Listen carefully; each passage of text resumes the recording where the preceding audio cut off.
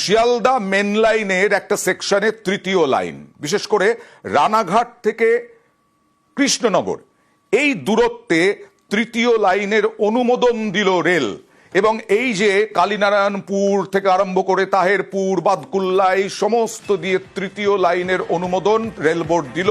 ২৬ kilometre দীর্ঘ। কথা বলবো প্রতিনিধি আবিরের সঙ্গে।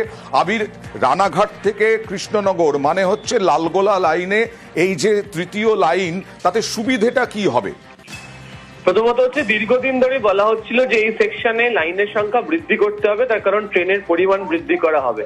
এবং বর্তমানে নসিপুর রেল ব্রিজ তৈরি হয়ে গেছে, তার উপর দিয়ে ট্রেন চলাচল করতে পারছে। ফলে উত্তরবঙ্গগামী ট্রেন নিয়ে যাওয়ার জন্য এটিকে ভীষণ জরুরি ছিল, ও যার জন্য এই তৃতীয় লাইনটিকে তৈরি করা হচ্ছে।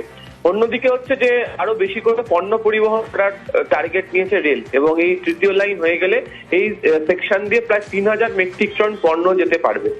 অন্যদিকে হচ্ছে যে লালগোলা মুর্শিদাবাদ যে সেকশনের কথা তুমি বলছিলে, সেখানেও ট্রেনের সংখ্যা বৃদ্ধি করার কথা বহুদিন ধরে বিভিন্ন সময় দাবি এসছে।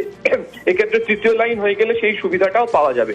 এবং অবশ্যই তারা দেখছেন যে আরো নতুন করে ট্রেন যদি দেওয়া হয় তাহলে যাত্রীদের সুবিধা হবে, এবং উত্তরবঙ্গ এবং হচ্ছে বাংলাদেশের যে সীমানা পাড়ার যে জায়গাগুলি রয়েছে সেখানকার বাসিন্দাদের অনেকটা সুবিধা করার জন্য নতুন লাইনের প্রয়োজনীয়তা ছিল ট্রেনের সংখ্যা বৃদ্ধি করার জন্য।